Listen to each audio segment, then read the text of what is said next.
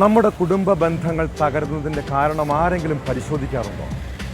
ഒന്നിച്ച് ജീവിച്ചവർ തമ്മിൽ പരസ്പരം വേർപിരിഞ്ഞാൽ ഉണ്ടാകുന്ന അപകടത്തെക്കുറിച്ച് ചിന്തിച്ചിട്ടുണ്ടോ? പല ദാമ്പത്യ ബന്ധങ്ങളുടെയും തകർച്ച തുടങ്ങുന്നത് ചെറിയ പ്രശ്നങ്ങളിൽ നിന്നായിരിക്കും. ഭർത്താവിൻ്റെ ലഹരി ഉപയോഗം, പങ്കാളികൾക്കിടയിൽ അവിശ്വസ്തത, പരസ്പരം പങ്കുവയ്ക്കാത്ത മനോഭാവം, ഇങ്ങനെ പതിയെയാണ് ഭാര്യ ഭർത്താക്കന്മാർ തമ്മിൽ തർക്കങ്ങൾ ഉടലെടുക്കുന്നത്. പിന്നീട് ദാമ്പത്യ ജീവിതം തന്നെ ഇല്ലാതാകുന്ന ഘട്ടത്തിലെത്താം. നിയമപരമായി വിവാഹബന്ധം വേർപിരിഞ്ഞാലും എന്താണ് കുഴപ്പമെന്ന് പലരും കരുതുന്നു. പക്ഷെ അവിടെയാണ് പ്രശ്നം കൂടുതൽ സങ്കീർണമാകുന്നത്. മലപ്പുറം പൊന്നാനി സ്വദേശി മുഹമ്മദ് റാഫിയും ഭാര്യ സുൽഫിയത്തും തമ്മിൽ കുടുംബകലഹം തുടങ്ങിയത് ഭർത്താവിൻ്റെ ലഹരി ഉപയോഗത്തിൻ്റെ പേരിലാണ്. അതൊക്കെ എല്ലാ വീടുകളിലും സംഭവിക്കുന്നത് പോലുള്ള സൗന്ദര്യപ്പിണക്കമെന്നാണ് ആദ്യം തോന്നിയത്. പക്ഷെ പിന്നീട് ദാമ്പത്യ തർക്കം കോടതിയിലെത്തി. ഒടുവിൽ കൂട്ടക്കുരുതിയിലും. ഒറ്റപ്പാലത്തെ ഭാര്യ വീട്ടിലെത്തി റാഫി നടത്തിയ ഇരട്ട കൊലപാതകം ആസൂത്രിതമായിരുന്നു. വിശദമായി പരിശോധിക്കുകയാണ് പോലീസ് പട്രോൾ. സ്വാഗതം.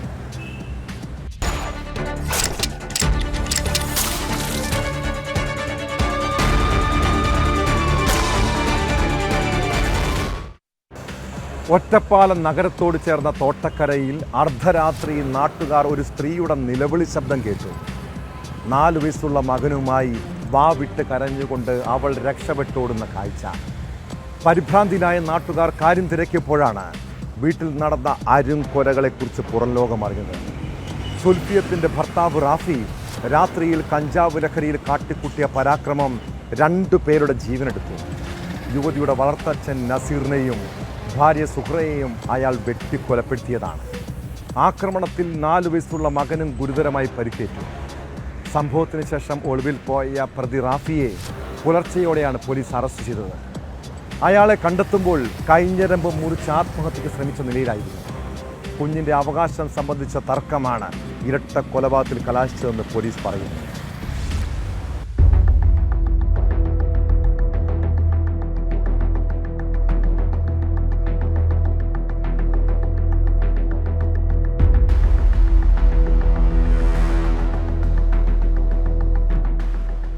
ഞായറാഴ്ച രാത്രി 12 മണിയോടെയായിരുന്നു നാടിനെ നടുക്കിയ കൊലപാതകം. 4 വയസ്സുള്ള മകനുമായി യുവതി നിലവിളിച്ചുകൊണ്ട് ഓടി രക്ഷപ്പെടുന്നത് ആദ്യം നാട്ടുകാരുടെ ശ്രദ്ധയിൽപ്പെട്ടു. ഇതോടെയായിരുന്നു കൊലപാതക വിവരം പുറത്തറിഞ്ഞത്. വൈകിട്ടോടെ ഭാര്യ വീട്ടിലെത്തിയ റാഫി കുട്ടിയുടെ അവകാശവുമായി ബന്ധപ്പെട്ട് ബഹളം വച്ചു. പിന്നാലെ ഭാര്യ സുൽഫിയത്തിനെ ആക്രമിക്കാൻ ശ്രമിച്ചു. ഇത് തടയുന്നതിനിടെയായിരുന്നു മാതാപിതാക്കളായ നസീറിനും സുഹറയ്ക്കും വെട്ടേറ്റത്. ആക്രമണത്തിൽ 4 വയസ്സുള്ള കുഞ്ഞിനും ഗുരുതരമായി പരിക്കേറ്റു. ഇതോടെയാണ് കുട്ടിയെടുത്ത് സുൽഫിയത്ത് വീടിന് പുറത്തേക്ക് ഓടിയത്. കൂട്ടക്കൊലയ്ക്ക് കാരണം കുടുംബ പ്രശ്നങ്ങളാണെന്നാണ് വിവരം.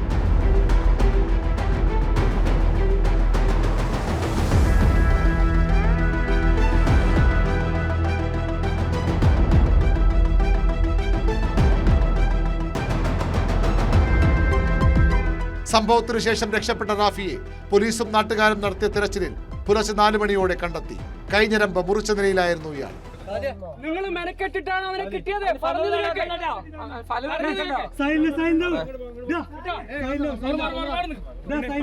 നിങ്ങൾ മെനക്കെട്ടിട്ട് അത് കിട്ടിയത് നശിപ്പിക്കല്ലേ.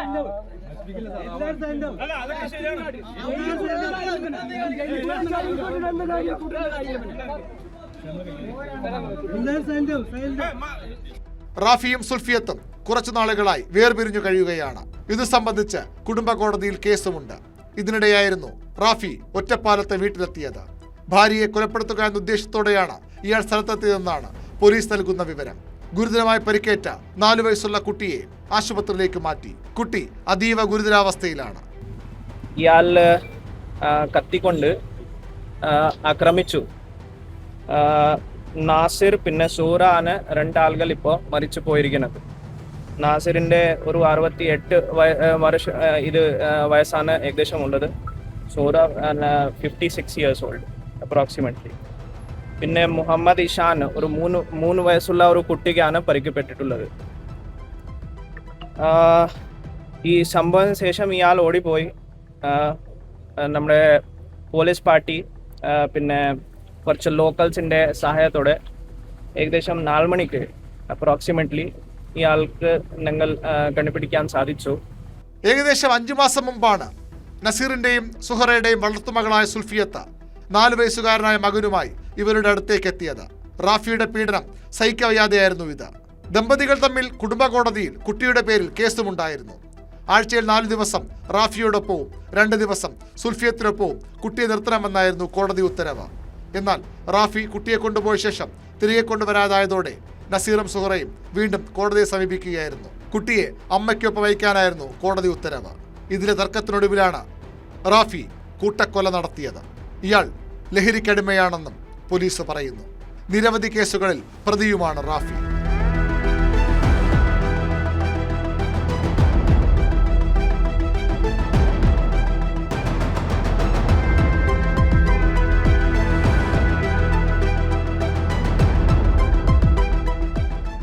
ന്യൂസ് 18 പാലക്കാട്. കാമുകനൊപ്പം ജീവിക്കാൻ 1.5 വയസ്സുള്ള കുഞ്ഞിനെ കടലിലെറിഞ്ഞ് കൊലപ്പെടുത്തിയ അമ്മയുടെ ക്രൂരത കേൾക്കുമ്പോൾ തന്നെ ഉള്ളു പിടയുന്നുണ്ടല്ലേ. 2020 കണ്ണൂർ തയ്യലിലുണ്ടായ സംഭവം മനുഷ്യ മനസ്സാക്ഷി ഒന്നടങ്കം നടുക്കിയതാണ്. ഒരമ്മയ്ക്ക് ഇത്രയും ക്രൂരത ചെയ്യാൻ കഴിയുമോ എന്ന് നമ്മൾ ചിന്തിച്ചതാണ്. തയ്യൽ സ്വദേശിനി ശരണ്യ അത്രയ്ക്കും വെറുക്കപ്പെട്ടവളാണ്. അവളെയും ആ ക്രൂരതയ്ക്ക് കൂട്ടുനിന്ന കാമുകനെയും അങ്ങനെ വെറുതെ വിടാൻ കഴിയുമോ? ബിയാൻ എന്ന പിഞ്ചുകുഞ്ഞിനെ കൊലപ്പെടുത്തിയ കേസിൽ 6 വർഷം തികയും മുൻപ് വിധി വന്നിരിക്കുന്നു. അമ്മ ശരണ്യ കുറ്റക്കാരി എന്നാണ് തളിപ്പറമ്പ് അഡീഷണൽ ജില്ലാ സെഷൻസ് കോടതിയുടെ കണ്ടെത്തൽ. എന്നാൽ കാമുകൻ നിധിനെ തെളിവുകളുടെ അഭാവത്തിൽ കോടതി വെറുതെ വിട്ടു.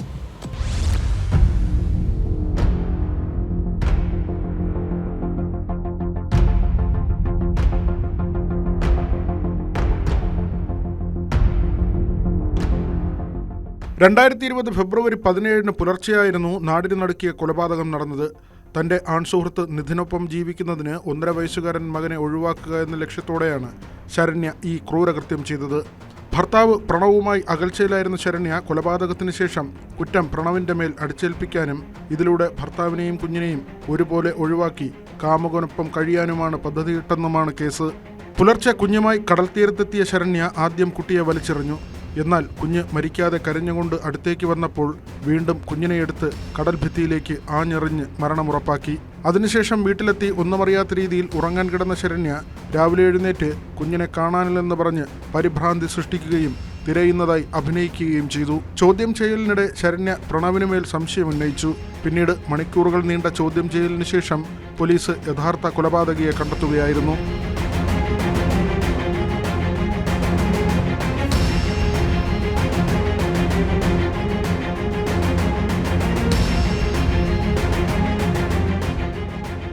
കേസിൽ ശരണ്യക്കെതിരെ കൊലക്കുറ്റവും കാമുകൻ നിധിനെതിരെ ഗൂഢാലോചന അടക്കമുള്ള കുറ്റങ്ങളുമാണ് ചുമത്തിയിരുന്നത്. നിധിനെതിരായ കുറ്റങ്ങൾ തെളിയിക്കാൻ പ്രോസിക്യൂഷനായില്ലെന്ന് വിധിയിൽ പറയുന്നു. എന്നാൽ ശരണ്യക്കെതിരെ ശക്തമായ തെളിവുകൾ പ്രോസിക്യൂഷന് ഹാജരാക്കാനായി. കടൽ തീരത്തെ ഉപ്പുവെള്ളത്തിൻ്റെ അംശം പറ്റിയ വസ്ത്രങ്ങളും ചെരുപ്പുമടക്കമുള്ള തെളിവുകൾ ഹാജരാക്കി. കുഞ്ഞിന് മുലപ്പാൽ നൽകി മണിക്കൂറുകൾക്കുള്ളിലാണ് കൊലപാതകം നടത്തിയതെന്ന് അന്വേഷണത്തിൽ തെളിഞ്ഞിരുന്നു. മകനെ ഒഴിവാക്കുക എന്ന ലക്ഷ്യത്തോടെയാണ് കൊലപാതകം നടത്തിയതെന്ന പ്രോസിക്യൂഷന്റെ വാദങ്ങൾ അംഗീകരിച്ചാണ് ശരണ്യ കുറ്റക്കാരിയെന്ന് തളിപ്പറമ്പ് അഡീഷണൽ ജില്ലാ സെഷൻസ് കോടതി കണ്ടെത്തിയത്.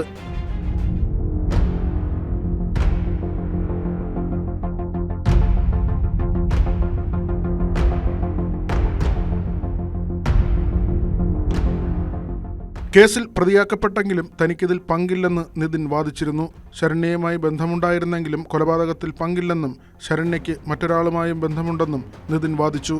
നാർക്കോ അനാലിസിസിന് ഉൾപ്പെടെ വിധേയനാകാൻ തയ്യാറാണെന്ന് നിതിൻ അറിയിച്ചിരുന്നു.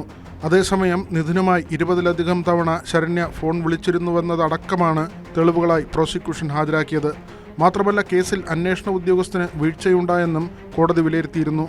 ഭർത്താവ് വിദേശത്ത് പോയപ്പോൾ ഫേസ്ബുക്ക് വഴി ഇയാൾ ശരണ്യയുമായി ബന്ധം സ്ഥാപിക്കുകയായിരുന്നു. ഇയാൾ ശരണ്യയ്ക്ക് വിവാഹ വാഗ്ദാനവും നൽകിയിരുന്നില്ല. എന്നാൽ കാമുകനൊപ്പം ജീവിക്കണമെന്ന് ശരണ്യ ആഗ്രഹിച്ചു. അതിന്റെ ഭാഗമായാണ് കുഞ്ഞിനെയും ഭർത്താവിനെയും ഒഴിവാക്കാൻ തീരുമാനിച്ചതെന്നാണ് കണ്ടെത്തൽ.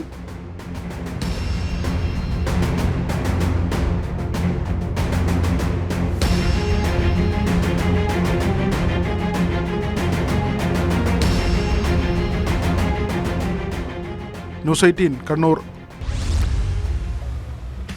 സോഷ്യൽ മീഡിയയിൽ ഫോളോവേഴ്സിനെ കൂട്ടാനും ലൈക്കുകൾക്കും പബ്ലിസിറ്റിക്കുമൊക്കെ വേണ്ടി എന്ത് വൃത്തികേടും കാട്ടുന്ന ഒരു തലമുറയുണ്ട് ഇവിടെ.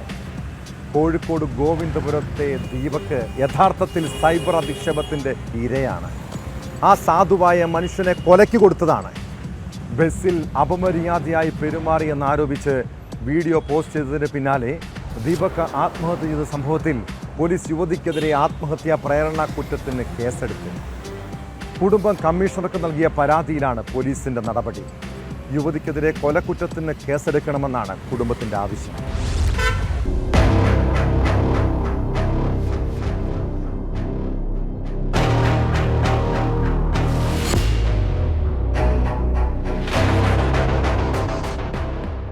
സമൂഹമാധ്യമത്തിൽ റീച്ച് വർദ്ധിപ്പിക്കുന്നതിനായി ദീപകിനെ യുവതി മനഃപൂർവ്വം അപകീർത്തിപ്പെടുത്തുകയായിരുന്നുവെന്നാണ് കുടുംബം ആരോപിക്കുന്നത്. ഇക്കാര്യം ചൂണ്ടിക്കാട്ടി കുടുംബം സിറ്റി പോലീസ് കമ്മീഷണർക്ക് പരാതി നൽകി.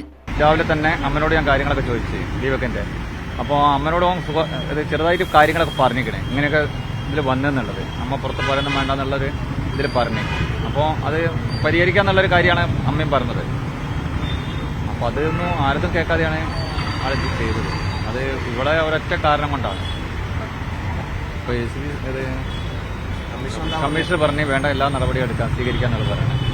ഇപ്പം തന്നെ ഫോർവേഡ് ചെയ്യും. നിങ്ങൾ പോയിട്ട് അവിടെ ACPനെ കണ്ടാൽ മതി, കോളേജിലുള്ള ACPനെ പോയി കണ്ടാൽ മതി എന്ന് പറയാം. ഞങ്ങളിപ്പോൾ മനുഷ്യാവകാശത്തിന് കൊടുക്കാനുണ്ട്, ഞങ്ങൾക്ക് കളക്ടർക്ക് കൊടുക്കാനുണ്ട്, DGPക്ക് ഉണ്ട്, ഇവർക്കൊക്കെ മന്ത്രിക്കുണ്ട്, എല്ലാവർക്കും ഞങ്ങൾ ഇത് കൊടുക്കുന്നുണ്ട്, പരാതി കൊടുക്കുന്നുണ്ട്. പരാതി നൽകിയതിന്റെ തൊട്ട് പിന്നാലെ പോലീസ് വീട്ടിലെത്തി ദീപകിന്റെ മാതാപിതാക്കളുടെയും ബന്ധുക്കളുടെയും മൊഴിയെടുത്തു.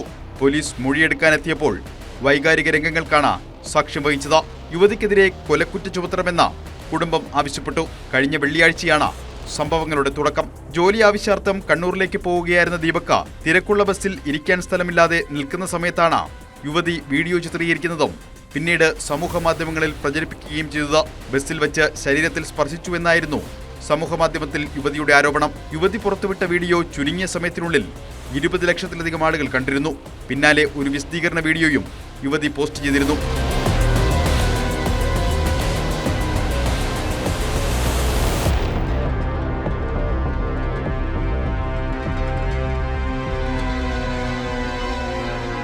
ദീപകിന്റെ മരണത്തിന് പിന്നാലെ ആരോപണം ഉന്നയിച്ച യുവതിയുടെ ഇൻസ്റ്റഗ്രാം അക്കൗണ്ട് ഇപ്പോൾ അപ്രത്യക്ഷമായിട്ടുണ്ട്. ആദ്യ വീഡിയോയ്ക്ക് പിന്നാലെ രണ്ടാം വീഡിയോ യുവതി നീക്കം ചെയ്തിട്ടുണ്ട്. അതേസമയം ബസ്സിൽ നിന്ന് യുവതി പകർത്തിയ വീഡിയോ ഇപ്പോഴും അക്കൗണ്ടിലുണ്ട്. യുവതിക്കെതിരെ വൻതോതിൽ സൈബർ ആക്രമണം നടക്കുന്നുണ്ട്. രാഹുൽ ഈശ്വറിന്റെ നേതൃത്വത്തിലുള്ള ഓൾ കേരള മെൻസ് അസോസിയേഷൻ സംഘടന DGPക്ക് പരാതി നൽകി.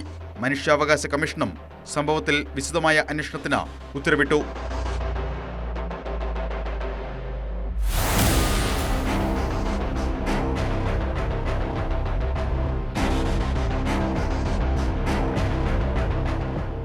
ന്യൂസ് 18 കോഴിക്കോട്. കള്ളും കഞ്ചാവും തലയ്ക്ക് പിടിച്ചാൽ പിന്നെ പോലീസിനെയും നിയമവ്യവസ്ഥയെയും പേടിയില്ല. ആരെയും തല്ലാനും മടിക്കില്ല. നമ്മുടെ നാട്ടിലെ ചില തലതെറിച്ച പിള്ളേരെ കുറിച്ചാണ് പറഞ്ഞു വരുന്നത്. തൃപ്പൂണിത്തുറയിലാണ് മദ്യലഹരിയിൽ യുവാവ് അഴിഞ്ഞാടിയത്. തൃപ്പൂണിത്തുറ താലൂക്ക് ആശുപത്രിയിൽ വൈദ്യപരിശോധനയ്ക്ക് എത്തിച്ചപ്പോഴാണ് പോലീസുകാർക്ക് നേരെ പ്രതിയുടെ ആക്രമണവും അസഭ്യവർഷവും ഉണ്ടായത്. കേസിൽ ഞാറക്കൽ സ്വദേശി ദേവദാസിനെ ഹിൽ പാലസ് പോലീസ് അറസ്റ്റ് ചെയ്തു. റോഡിൽ വെച്ച് ആളുകളോട് മോശമായി പെരുമാറിയതിന് ദേവദാസിനെ കസ്റ്റഡിയിലെടുത്തതിന് പിന്നാലെയായിരുന്നു പരാക്രമം.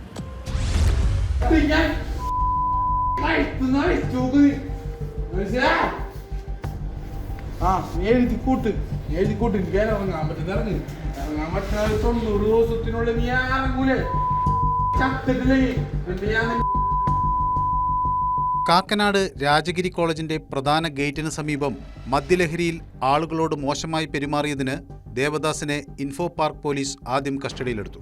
തുടർന്ന് മെഡിക്കൽ പരിശോധനയ്ക്കായി തൃപ്പൂണിത്തുറ താലൂക്ക് ആശുപത്രിയിൽ എത്തിച്ചപ്പോഴായിരുന്നു പ്രതിയുടെ പരാക്രമം. കൂടെയുണ്ടായിരുന്ന പോലീസുകാരെ ആക്രമിക്കാൻ ശ്രമിക്കുന്നതിൻ്റെയും രൂക്ഷമായി തെറിവിളിക്കുന്നതിൻ്റെയും ദൃശ്യങ്ങൾ സമൂഹമാധ്യമങ്ങളിൽ പ്രചരിക്കുന്നുണ്ട്. ആക്രമണത്തിൽ സാരമായി പരിക്കേറ്റ പോലീസുകാരെ ആശുപത്രിയിൽ പ്രവേശിപ്പിച്ച് പ്രാഥമിക ചികിത്സ നൽകി.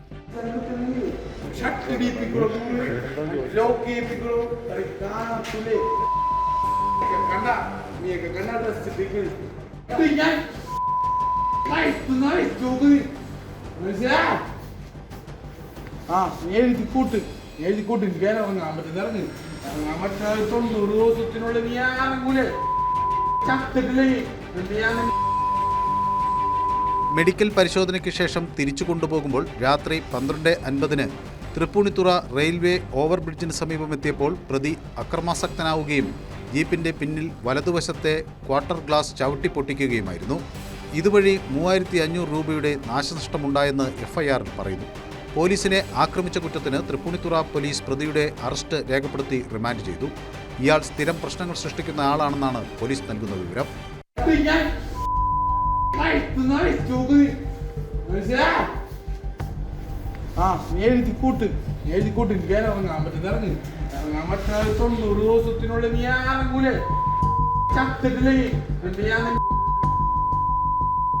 ന്യൂസ് 18 കൊച്ചി.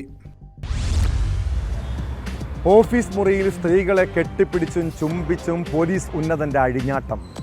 കർണാടക പോലീസിന് തന്നെ നാണക്കേടാണ് DGPയുടെ അശ്ലീല ദൃശ്യങ്ങൾ. പോലീസ് ആസ്ഥാനത്തെ ഓഫീസ് മുറിയിൽ യുവതികൾക്കൊപ്പമുള്ള സ്വകാര്യ ദൃശ്യങ്ങൾ സമൂഹ മാധ്യമങ്ങളിൽ പ്രചരിച്ചത് പുതിയ വിവാദങ്ങൾക്കും വഴി തുറന്നിരിക്കുന്നു.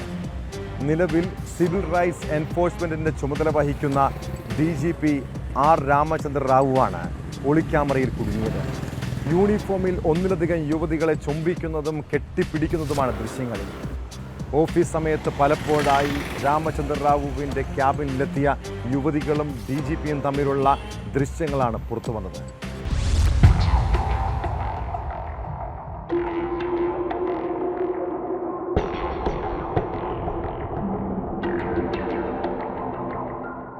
DGPയുടെ ഔദ്യോഗിക ചേംബറിൽ വെച്ച് യുവതിയെ ആലിംഗനം ചെയ്യുന്നതും ചുംബിക്കുന്നതുമടക്കമുള്ള വീഡിയോയാണ് പുറത്തു വന്നത്.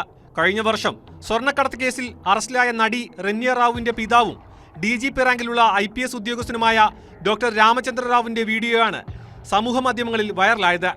DGPയുടെ ചേംബറിൽ നിന്ന് രഹസ്യമായി ചിത്രീകരിച്ചതാണ് ഈ വീഡിയോ. യുവതി വ്യത്യസ്ത വേഷങ്ങളിൽ ചേംബറിലെത്തിയതായി ദൃശ്യത്തിൽ വ്യക്തമാണ്. എന്നാൽ വീഡിയോ AI ഉപയോഗിച്ച് നിർമ്മിച്ചതാണെന്നാണ് രാമചന്ദ്ര റാവു വിശദീകരണം നൽകിയത്. തന്നെ ചിലർ കുരുക്കിയതെന്നാണെന്നും റാവു പറഞ്ഞു.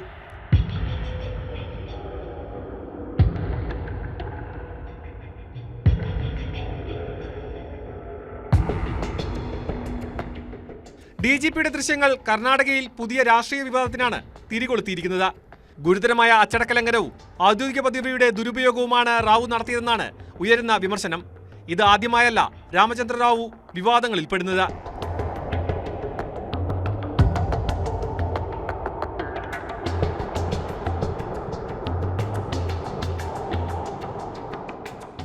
National desk news 18.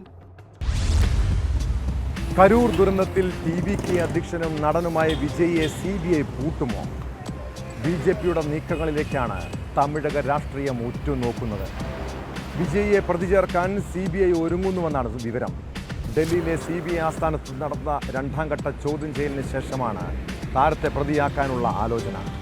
മനഃപൂർവ്വമല്ലാത്ത നരഹത്യാ കുറ്റം ചുമത്തി കേസെടുത്തേക്കുമെന്നാണ് സൂചന. കരൂർ ദുരന്തത്തിൽ CBI അടുത്ത മാസം കോടതിയിൽ കുറ്റപത്രം സമർപ്പിച്ചേക്കും.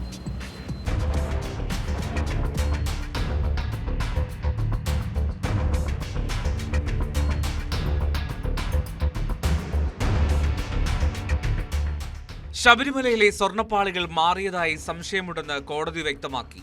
സ്വർണ്ണപ്പാളികളിൽ VSSC നടത്തിയ ശാസ്ത്രീയ പരിശോധന റിപ്പോർട്ട് പ്രത്യേക അന്വേഷണ സംഘം കോടതിയിൽ സമർപ്പിച്ചു. അതിലെ വിവരങ്ങളുടെ അടിസ്ഥാനത്തിലാണ് കോടതിയുടെ പരാമർശം. 1998 വിജയ് മല്യ പൊതിഞ്ഞ സ്വർണ്ണപ്പാളിയും 2019 സ്വർണം പൂശിയ പാളികളും തമ്മിൽ പ്രകടമായ വ്യത്യാസമുണ്ടെന്നാണ് ശാസ്ത്രീയ പരിശോധനാ ഫലത്തിൽ നിന്നും വ്യക്തമാവുന്നത്. സ്വർണ്ണപ്പാളികൾ മാറ്റിയെന്ന് തന്നെയാണ് കോടതി സംശയിക്കുന്നത്. അതുറപ്പിക്കാനായി VSSCയിലെ ശാസ്ത്രജ്ഞരുടെ മൊഴി വീണ്ടും രേഖപ്പെടുത്തുമെന്നും കോടതി അന്വേഷണ സംഘത്തോട് ആവശ്യപ്പെട്ടിട്ടുണ്ട്.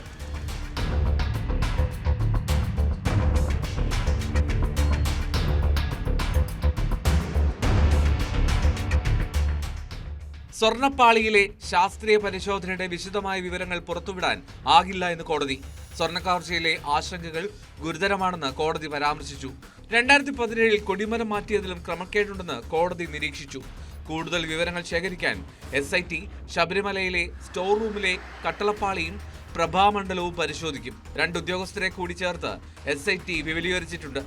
1998 സ്വർണം പൊതിഞ്ഞത്, 2017 കൊടിമരം മാറ്റിയത്, 2019 2024 2025 നടന്ന ഇടപാടുകൾ, 2025 വീണ്ടും ദ്വാരപാലക ശില്പങ്ങൾ അറ്റകുറ്റപ്പണിക്കായി ചെന്നൈയിലേക്ക് കൊണ്ടുപോയത് തുടങ്ങിയ കാര്യങ്ങളൊക്കെ അന്വേഷണ പരിധിയിൽ വരും.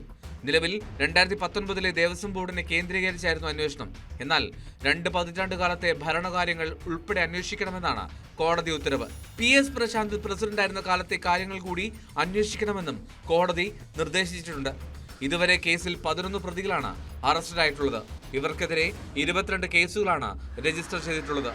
16 പ്രതികളുണ്ടെന്നാണ് കോടതി കണ്ടെത്തിയിട്ടുള്ളത്. കൂടുതൽ പേരെ അറസ്റ്റ് ചെയ്യണമെന്നും കോടതി നിർദ്ദേശിച്ചു.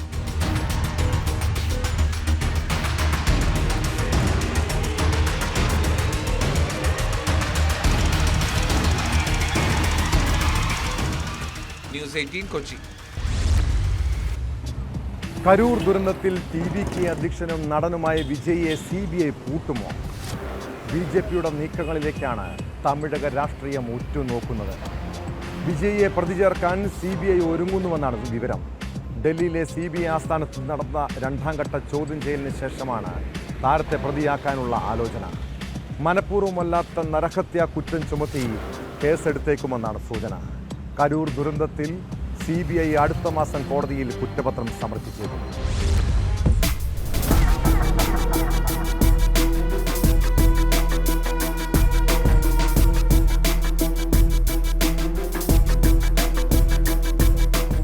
ഡൽഹിയിലെ CBI ആസ്ഥാനത്ത് 2ാം ദിനവും ചോദ്യം ചെയ്യൽ 6 മണിക്കൂറോളം നീണ്ടു.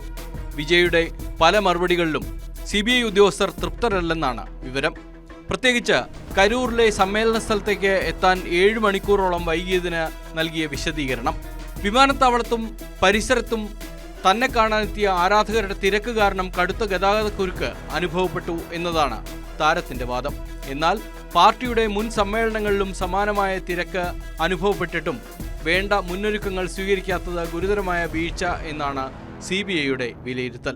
വിജയ്ക്ക് പുറമെ കരൂർ ദുരന്തം നടന്ന ദിവസം ഡ്യൂട്ടിയിലുണ്ടായിരുന്ന 9 പോലീസ് ഉദ്യോഗസ്ഥരെയും ചോദ്യം ചെയ്തു. ഇവരും വിജയ്ക്കെതിരെ രൂക്ഷ ആരോപണങ്ങളാണ് മുന്നോട്ട് വയ്ക്കുന്നത്.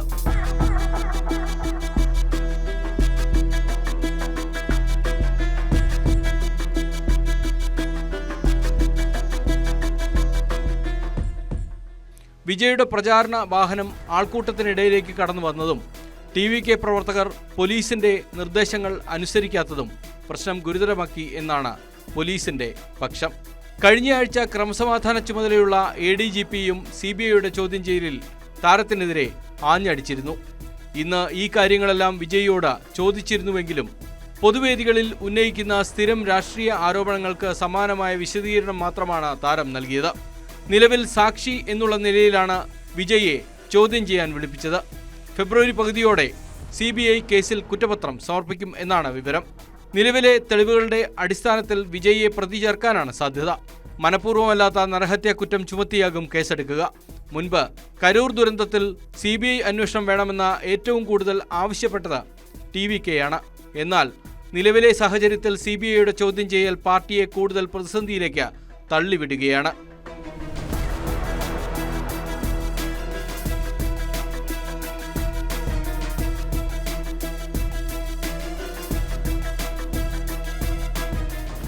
National desk news 18. പൊതുനിരത്തിൽ ഗുണ്ടായിസം കാണിക്കുന്ന ചില ബസ് ജീവനക്കാരെ കാണാറുണ്ട്. എന്നാൽ കണ്ണൂർ തളിപ്പറമ്പിലെ നാട്ടുകാരുടെ അടുത്ത് അവരുടെ വിളച്ച് നടക്കുമോ? ഒറ്റയ്ക്ക് വാടാ എന്ന് ബസ് ജീവനക്കാരൻ വെല്ലുവിളിച്ചതേ ഓർമ്മയുള്ളൂ. പിന്നെ നാട്ടുകാരുടെ വക അയാൾക്ക് പൊതിരെ കിട്ടി. സ്വകാര്യ ബസ് KSRTC ബസ്സിൽ തട്ടിയതുമായി ബന്ധപ്പെട്ടാണ് ജീവനക്കാരും നാട്ടുകാരും തമ്മിൽ ഏറ്റുമുട്ടിയത്. സംഭവത്തിൽ കേസെടുത്ത തളിപ്പറമ്പ് പോലീസ് അന്വേഷണം ആരംഭിച്ചിട്ടുണ്ട്.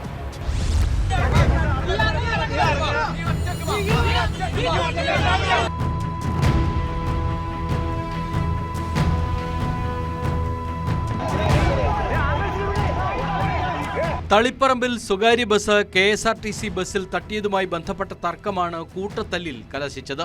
പയ്യന്നൂരിൽ നിന്ന് കണ്ണൂർ ഭാഗത്തേക്ക് പോകുകയായിരുന്നു KSRTC ബസ്. പിന്നാലെ എത്തിയ സ്വകാര്യ ബസ് അപകടകരമായ രീതിയിൽ KSRTC ബസ്സിനെ മറികടക്കാൻ ശ്രമിച്ചു. സ്വകാര്യ ബസ് KSRTC ബസ്സിൽ തട്ടി. യാത്രക്കാരും നാട്ടുകാരും സ്വകാര്യ ബസ് ജീവനക്കാരെ ചോദ്യം ചെയ്തു. ഇതിനിടെ ബസ് കണ്ടക്ടർ നാട്ടുകാരോട് പ്രകോപിതനായി.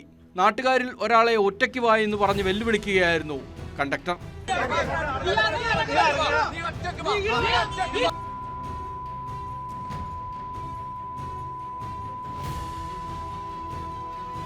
തുടർന്ന് ബസ് കണ്ടക്ടറെ നാട്ടുകാർ കാര്യമായി കൈകാര്യം ചെയ്തു. തുടർന്നുണ്ടായ അടി കൂട്ടത്തല്ലിൽ കലാശിച്ചു. പോലീസ് എത്തിയാണ് രംഗം ശാന്തമാക്കിയത്. പ്രദേശത്ത് സ്വകാര്യ ബസ്സുകൾ അമിതവേഗത്തിലാണ് ഓടുന്നതെന്നും അപകടങ്ങൾ പതിവാണെന്നും നാട്ടുകാർ പറയുന്നു. സംഭവത്തിൽ തളിപ്പറമ്പ് പോലീസ് കേസെടുത്ത് അന്വേഷണം തുടങ്ങി.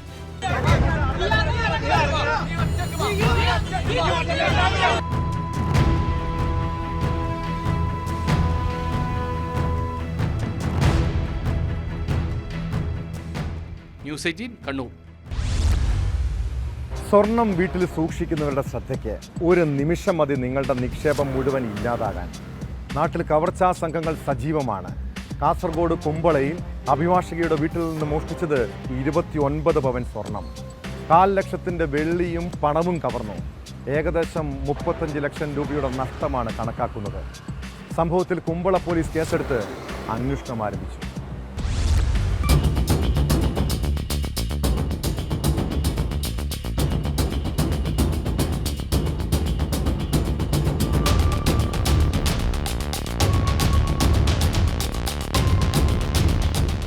കുമ്പള നായ്ക്കാപ്പിൽ അഭിഭാഷകരുടെ വീട്ടിൽ വൻ കവർച്ച. വീടിന്റെ പിൻഭാഗത്തെ വാതിൽ കുത്തിത്തുറന്ന മോഷ്ടാക്കൾ അലമാരകളിൽ സൂക്ഷിച്ചിരുന്ന 29 പവൻ സ്വർണവും 1/4 ലക്ഷം രൂപ വില വരുന്ന വെള്ളി ആഭരണങ്ങളും 5000 രൂപയും കവർച്ച ചെയ്തു. കാസർഗോഡ് ബാറിലെ അഭിഭാഷകയായ ചൈത്രയുടെ വീട്ടിലാണ് കവർച്ച നടന്നത്. നെക്ലേസ്, വളകൾ, മോതിരങ്ങൾ, ബ്രേസ്ലെറ്റ്, വലിയ മാല, കമ്മൽ, കുട്ടികളുടെ മാല, സ്വർണ്ണവള, കല്ലുവെച്ച മാല തുടങ്ങിയ സ്വർണ്ണാഭരണങ്ങളാണ് നഷ്ടപ്പെട്ടത്.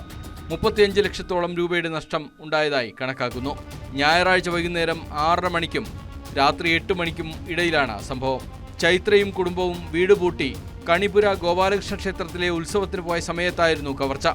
ഇപ്പോൾ ഈ ചുറ്റുവട്ടത്ത് 2-3 പരാതി ഇങ്ങനെ ഒരു തടവ് നടന്ന ഒരു റിപ്പോർട്ട് ചെയ്തിട്ടുണ്ട്. എന്ന് വെച്ചാൽ ഇപ്പോൾ നായ്ക്ക ഭാഗത്ത് തന്നെ ഒരു 5-6 മാസം മുമ്പായിട്ട് ഒരു കവർച്ച നടന്നിട്ടുണ്ട്. അതുകൂടാതെ നമ്മുടെ ചീറുമ്പ ഭഗവതി അമ്പലത്തിൽ അത് കവർച്ച നടത്തിയ ശേഷം അവർ ഈ സാധനങ്ങൾ കൊണ്ടുപോകാൻ പറ്റാത്തൊരവസ്ഥയിൽ അവിടെ ഉപേക്ഷിച്ച നിലയിൽ കണ്ടെത്തിയായിരുന്നു. പക്ഷെ അതിലൊന്നും ഇതുവരെ ഒന്ന് റിക്കവറിയോ ഒന്നും നടന്നിട്ട് ഇതുവരെ. രാത്രി 8 മണിക്ക് തിരിച്ചെത്തിയപ്പോൾ വീട്ടിനകത്ത് ലൈറ്റുകൾ കത്തി നിൽക്കുന്ന നിലയിലായിരുന്നു. അകത്ത് കയറി പരിശോധിച്ചപ്പോഴാണ് അലമാര കുത്തിത്തുറന്ന തുണിത്തരങ്ങൾ വാരി വലിച്ചിട്ട് അകത്തുണ്ടായിരുന്ന ആഭരണങ്ങളും പണവും കൊള്ളയടിച്ച് കൊണ്ടുപോയതായി വ്യക്തമായത്. വീടിന്റെ പിൻഭാഗത്തെ വാതിൽ തകർത്താണ് മോഷ്ടാക്കൾ അകത്തു കടന്നത്. സംഭവത്തിൽ കുമ്പള പോലീസ് കേസെടുത്ത് അന്വേഷണം ആരംഭിച്ചു. ഡോഗ് സ്ക്വാഡും വിരലടയാള വിദഗ്ധരും സ്ഥലത്തെത്തി പരിശോധന നടത്തി. ചൈത്രയുടെ പരാതിയിൽ കുമ്പള പോലീസ് കേസെടുത്തു.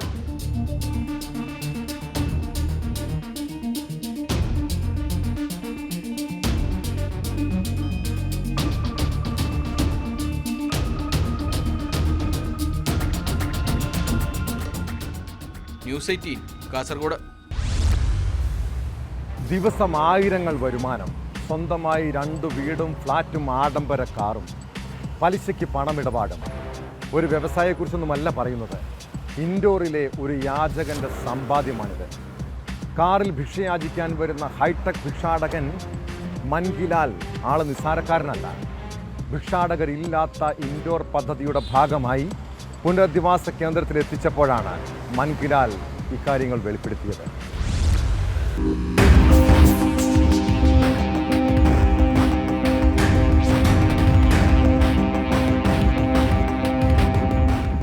ഭിക്ഷാടനത്തിലൂടെ എത്ര പണം സമ്പാദിക്കാൻ കഴിയും? ഇൻഡോറിൽ ഒരു യാചകന്റെ സമ്പാദ്യം കേട്ടാൽ കണ്ണു തള്ളും. ഭിക്ഷാടകരില്ലാത്ത ഇൻഡോർ പദ്ധതിയുടെ ഭാഗമായി വനിതാ ശിശു വികസന വകുപ്പ് നടത്തിയ യജ്ഞത്തിന്റെ ഭാഗമായി നഗരത്തിൽ ഭിക്ഷയാചിച്ചിരുന്ന മൻകിലാൽ എന്നയാളെ പുനരധിവാസ കേന്ദ്രത്തിൽ എത്തിച്ചു. പിന്നാലെയാണ് ഞെട്ടിക്കുന്ന സമ്പാദ്യത്തിന്റെ വിവരങ്ങൾ പുറത്തറിഞ്ഞത്. വർഷങ്ങളായി ദിവസവും ആയിരങ്ങൾ സമ്പാദിച്ചിരുന്ന മൻകിലാൽ ജീവിതകാലത്തെ സമ്പാദ്യത്തെക്കുറിച്ച് വെളിപ്പെടുത്തി. നഗരത്തിൽ കോടികൾ വിലമതിക്കുന്ന കെട്ടിടങ്ങൾ. ഭഗൽസിംഗ് നഗറിൽ 3 നിലയുള്ള വീടും ശിവനഗറിൽ വീടും ഒരു ഫ്ളാറ്റുമുണ്ട്. 3 ഓട്ടോറിക്ഷകൾ വാടകയ്ക്ക് ഓടുന്നു. ശാരീരിക വൈകല്യമുള്ളതിനാൽ മൻകിലാൽ ഭിക്ഷാടനത്തിനെത്തുന്നത് സെഡാൻ കാറിൽ. കാർ ഓടിക്കാൻ ഡ്രൈവറും. കൂടാതെ പലർക്കും പലിശയ്ക്ക് പണവും നൽകിയിട്ടുണ്ട്. ഭിന്നശേഷിക്കാർക്കുള്ള പദ്ധതി വഴിയും ആനുകൂല്യങ്ങൾ നേടിയിരുന്നു. ചക്രങ്ങളുള്ള ഇരുമ്പ് വണ്ടിയിൽ തോളിൽ ഒരു ബാക്ക് പാക്കും 1 ജോഡി ഷൂസിനുള്ളിൽ കൈകളുമായി തിരക്കേറിയ മാർക്കറ്റായ സറഫ ബസാറിലായിരുന്നു ഇയാളുടെ ഭിക്ഷാടനം നടത്തൽ. മൻകിലാൽ പറയുന്നത് ഉദ്യോഗസ്ഥർ പൂർണ്ണമായി വിശ്വസിച്ചിട്ടില്ല. तब पता चला कि यह व्यक्ति जो मांगीलाल है इसके पास 3 पक्के मकान है जिसमें एक मकान 3 मंजिला है और 2 एक मंजिला मकान है और अच्छे एरिया में है ये मकान। इसके अलावा इसके पास 3 ऑटो हैं जिनको ये भाड़े में दे के रखा हुआ है, किराए से चलवाता है। इसके स्वयं के पास एक डिज़ायर है, 4 व्हीलर गाड़ी है और इस गाड़ी से ये आता जाता है एवं ऐसे एरिया में जाके फिर लकड़ी की जो ट्राईसाइकिल टाइप की एक फिसलने वाली गाड़ी होती है उसमें जाके भिक्षावृत्ति करता है। സമ്പാദ്യത്തെക്കുറിച്ച് അന്വേഷിക്കാൻ ഉദ്യോഗസ്ഥർ നീക്കം തുടങ്ങി.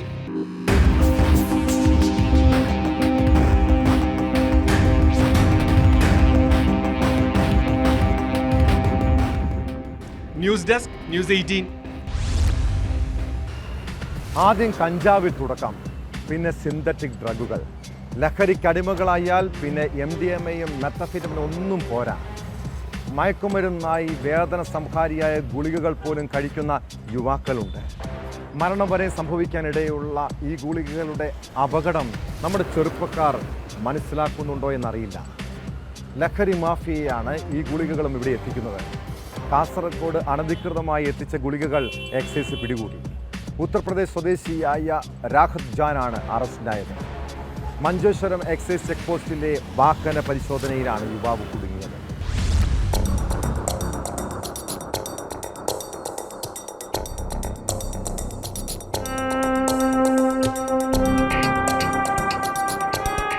വേദന സംഹാരിയായ ട്രാമാഡോൾ ഹൈഡ്രോക്ലോറൈഡ് ഗുളികകൾ അനധികൃതമായി കടത്തുകയായിരുന്ന യുവാവിനെ എക്സൈസ് സംഘം പിടികൂടി. ഉത്തർപ്രദേശ് സ്വദേശിയായ രാഹത് ജാനാണ് ഗുളികകളുമായി അറസ്റ്റിലായത്. മഞ്ചേശ്വരം എക്സൈസ് ചെക്ക് പോസ്റ്റിലെ വാഹന പരിശോധനയിലാണ് യുവാവ് കുടുങ്ങിയത്.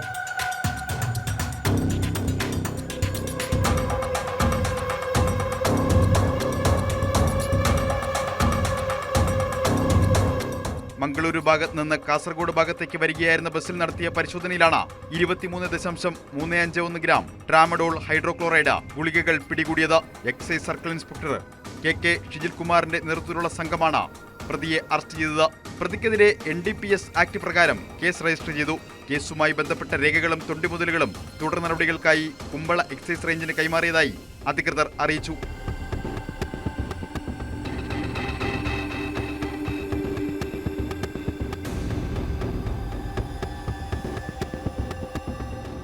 ന്യൂസ് 18 കാസർഗോഡ്. വളരെ തിരക്കുള്ള റോഡുകളിൽ വാഹനാപകടങ്ങൾ ഉണ്ടാകുന്നത് സ്വാഭാവികമാണ്. നമ്മൾ ഓടിക്കുന്ന കാർ അപകടത്തിൽപ്പെട്ടാൽ എന്താണ് ചെയ്യേണ്ടത്? നമ്മുടെ കാറിടിച്ച് ഒരാൾക്ക് പരുക്ക് പറ്റിയാൽ അയാളെ ആശുപത്രിയിൽ കൊണ്ടുപോകാനുള്ള മര്യാദ എത്ര പേർ കാണിക്കും? കൊച്ചി എളമക്കരയിലുണ്ടായ ഒരു അപകടത്തിൻ്റെ ദൃശ്യങ്ങളൊന്ന് കാണാം.